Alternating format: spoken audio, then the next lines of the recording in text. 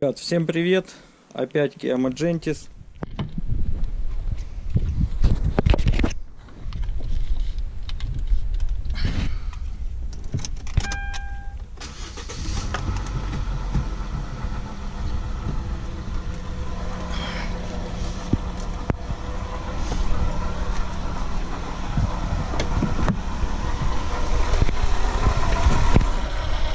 В общем, автомобиль работает и издает вот такие вот звуки. В общем, звук этот идет.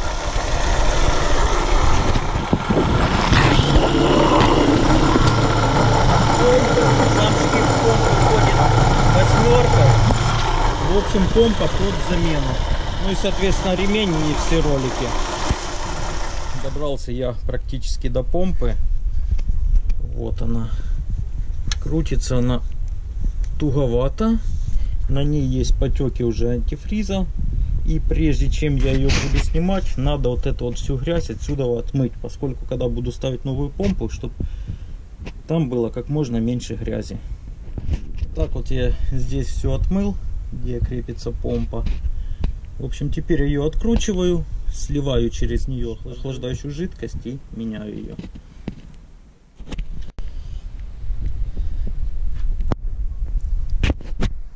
Помпу я снял, корпус, куда вставляется помпа, все очистил от старой прокладки. Вот она, получается, стояла прокладка, и кое в каких местах просто от нее отслоился герметик. Так, вот сама помпа, ну, вроде бы на вид она свежая, такая, ничего, красивая, все, но она уже дала течь, вот. И, короче, смазка с подшипника вымылась, и все, помпа приехала. Также снял натяжной ролик, обводной ролик и ремень, приводной ремень, тоже все будет меняться. Так, новые запчасти, новые ролики, один натяжной, два обводных и новая помпа. Собираю все на свои места. Помпу на место я установил, на 5 болтов ее прикрутил, все как положено. Так, в общем, теперь рассказываю, что надо снять для того, чтобы добраться до помпы. В общем, первым делом снимается колесо и откручивается вот эта вот пластиковая защита, которая вот здесь вот стоит на шкиве приводного ремня. Раз, два, три. 3 болтика под головку на 10. Теперь сверху снимается накладная крышка, сверху, вон она лежит. Подваживается двигатель снизу донкратом. Так вот он донкратится. И откручивается кронштейн между подушкой и двигателем. Вот этот кронштейн. Двигатель находится в подваженном состоянии. Также я открутил саму вот эту вот подушку. Также здесь одна гайка, 2 болта и 1 болтик на 10. Вот здесь вот он крепится. Эту подушку я открутил, чтобы у меня было больше доступа до ролика натяжителя и 2 обводных роликов. И еще важный момент: на ролике натяжителя болт идет с левой резьбой, то есть откручивается он по часовой стрелке, а закручивается против часовой стрелки. Вот это вот очень важный момент. Ну, а это получается верхний ролик обводной, потом натяжной ролик и нижний обводной ролик.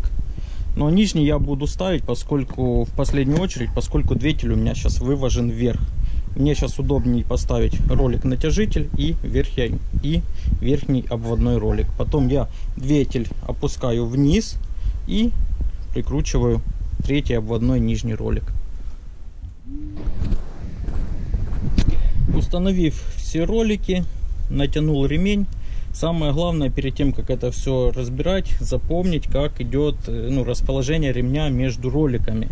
Потому что если его неправильно, то ли он будет сильно длинный, то ли будет сильно короткий. В общем, одевается он ну, достаточно таки нормально. Заводится на помпу, на шкив коленвала, на компрессор кондиционера, генератора. Получается первый обводной ролик натяжитель, верхний обводной ролик и ремень в последнюю очередь. То есть первым делом как бы, ну, его форму создал, отвожу ролик натяжитель ну, как бы против часовой стрелки, соответственно затягивая сам болт этого ролика.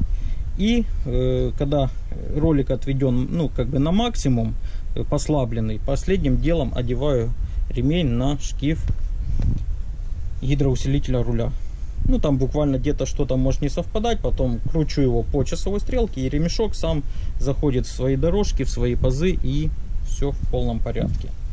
В общем, сейчас прикручиваю подушку на свое место, ставлю кронштейн, заливаю охлаждающую жидкость в систему охлаждения, и все, в принципе, на этом замена помпы закончена. Да, вот я теперь сейчас поставил ремень, и надо будет обтянуть 3 болта шкива на помпе, поскольку когда ремня нету, ну, как бы помпа свободно крутится, а так сейчас ремень создает напряжение, и надо этот шкив затянуть в этот момент.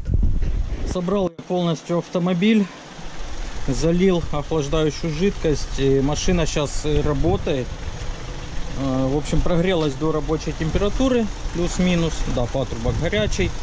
В общем, все здесь замечательно, все крутится тихо, спокойно, без лишних посторонних звуков, и нигде ничего не подтекает.